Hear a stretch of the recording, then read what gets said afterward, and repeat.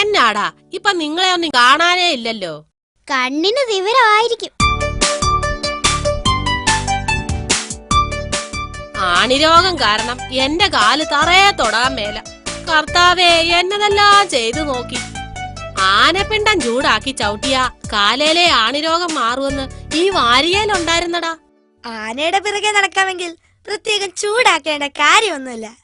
അവിടെ ആണിരോഗമാ എന്റെ ആരോഗ്യത്തിന്റെ രഹസ്യം.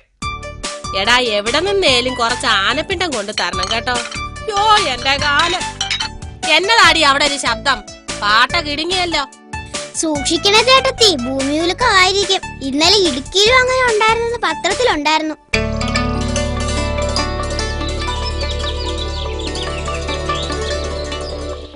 ഒന്നുകിൽ നമുക്ക് വിവാഹം കഴിക്കാം, അല്ലെങ്കിൽ നമുക്ക് ആത്മഹത്യ ചെയ്യാം.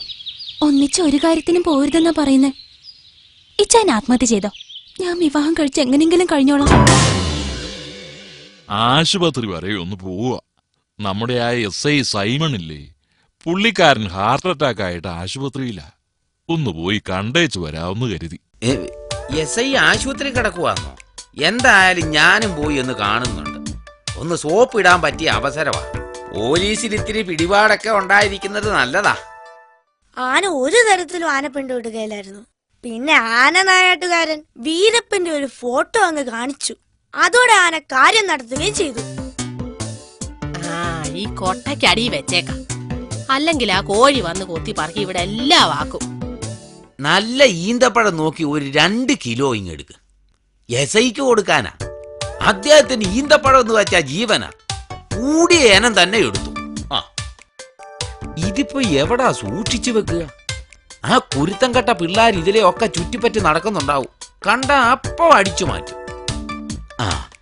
ഈ കൊട്ടക്കീഴി വെക്കാം. ഇവിടെ ആകുമ്പോ കാണുകയല്ല. എടിയേ, ചോറ് വേഗം എടുക്ക. കഴിച്ചേച്ച് എനിക്ക് ഉടനെ SIയെ കാണാൻ പോകേണ്ടതാ.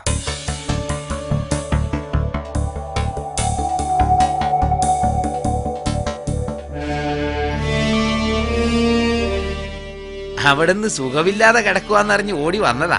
മനീഷന്റെ കാര്യമല്ലയോ? എന്നതാ സംഭവിക്കാന്ന് ആർക്കാ പറയാൻ പറ്റുക? അവിടത്തേക്ക് തിന്നാൻ ഇഷ്ടപ്പെട്ട ഒരു സാധനം ഞാൻ കൊണ്ടുവന്നിട്ടുണ്ട്. ഇത് സംഘടിപ്പിക്കാൻ ഒത്തിരി ബുദ്ധിമുട്ടി. അങ്ങ് ഇത് പതിവായി കഴിക്കുന്ന കൂട്ടത്തിലാന്ന് കേട്ടിട്ടുണ്ട്. എന്താ ഇത്? ആനപ്പിണ്ടമാണല്ലോ.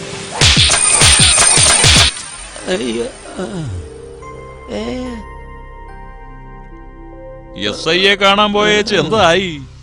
പോലീസിൽ പിടിപാടൊക്കെ ആയോ? കഴുത്തിലായിരുന്നു പിടി, അതിന്റെ പാടുണ്ട്.